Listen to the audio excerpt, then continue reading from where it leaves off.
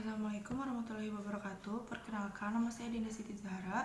Saya di sini akan mempresentasikan tugas akhir yang mengenai mahkum alaih.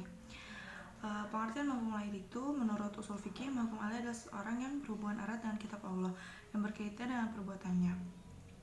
Dari segi bahasa, mukallaf artinya orang yang dibebani hukum, sedangkan dalam istilah usul fikih, mukallaf adalah orang yang telah dianggap mampu bertindak hukum, baik yang berhubungan dengan perintah Allah maupun larangannya.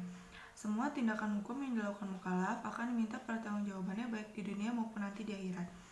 Namun, mahkum alaih dan mukallaf mempunyai perbedaan, yaitu mahkum alaih adalah manusia seutuhnya baik anak kecil maupun dewasa, sedangkan mukallaf adalah orang yang dibebankan taklifnya atau sudah balik.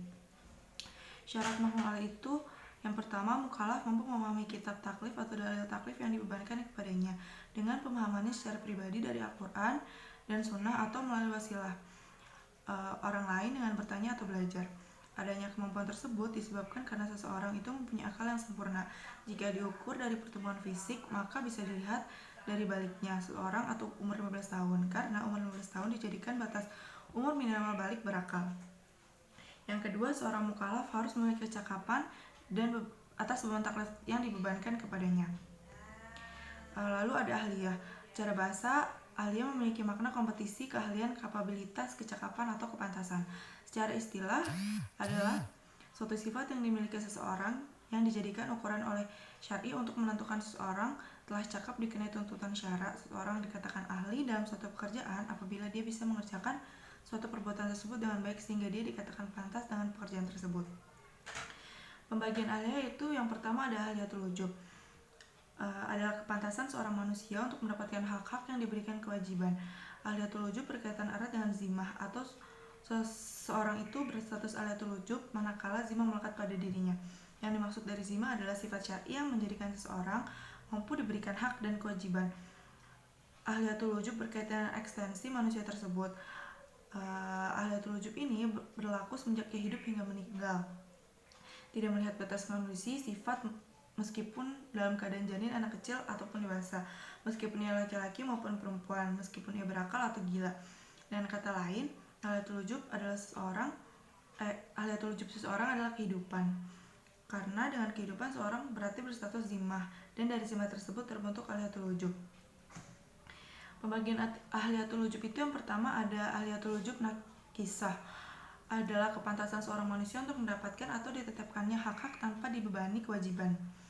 Ahliyatul wujub nakisah dikhususkan kepada janin sebelum dilahirkan, karena meskipun masih di dalam kandungan, dia telah mendapatkan hak waris, berhak atas wasiat, berhak atas nasab, dan menerima wakaf. Yang kedua ada ahliyatul wujub kamilah, adalah kepantasan seorang manusia untuk mendapatkan atau ditetapkannya hak-hak dan dibebankannya kewajiban. Ahliyatul wujub kamilah ini diterapkan kepada manusia sejak ia lahir ke dunia hingga hembusan nafas terakhirnya. Dalam posisi ahliyatul wujub kamil ini, seorang mendapatkan semua hak-haknya dan dibebankan beberapa kewajiban sebelum ia mencapai status balik, seperti kewajiban zakat fitrah dan ganti rugi.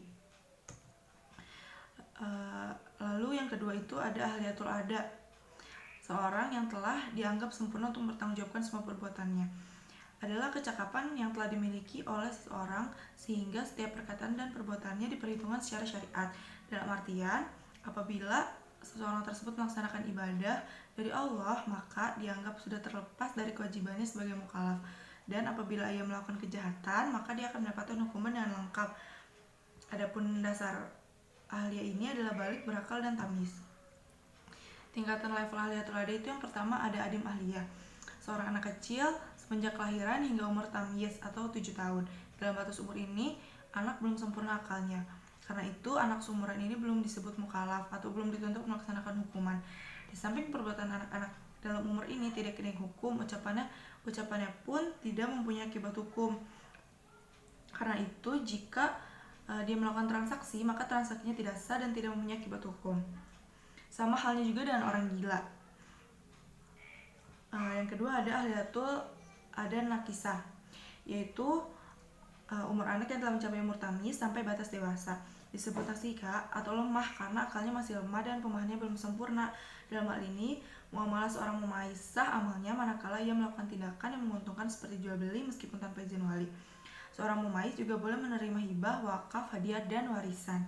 Adapun terkait pengeluaran dari kepemilikan mumais seperti mumais memberikan hadiah atau jual beli dengan kerugian yang mencolok atau mewasiatkan harta kepada orang lain, maka hukumannya tidak sah.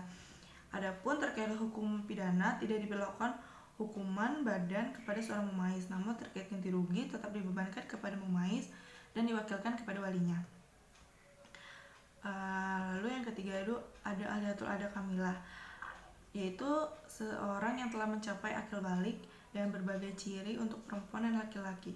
Dan ahliyatul ini berkaitan dengan matangnya akal seorang dan kondisinya sudah balik. Menurut jumhur ulama, umur dewasa itu 15 tahun bagi laki-laki dan perempuan. Menurut Abu Hanifah, umur dewasa laki-laki adalah 18 dan 17 tahun untuk perempuan. Bila seseorang tidak atau belum mencapai umur tersebut, maka belum berlaku beban hukum dan taklif. Dalam kondisi ahliyatul ada kamilah, setiap perbuatan dan tindak laku seorang diperhitungkan oleh syariat dan ditetapkan oleh hak-hak dan kewajiban secara sempurna, dan sudah dibebankan taklif baginya serta sudah berlaku hukum pidana untuknya secara sempurna. Demikian presentasi yang dapat saya sampaikan. Kurang lebihnya mohon maaf. Wassalamualaikum warahmatullahi wabarakatuh.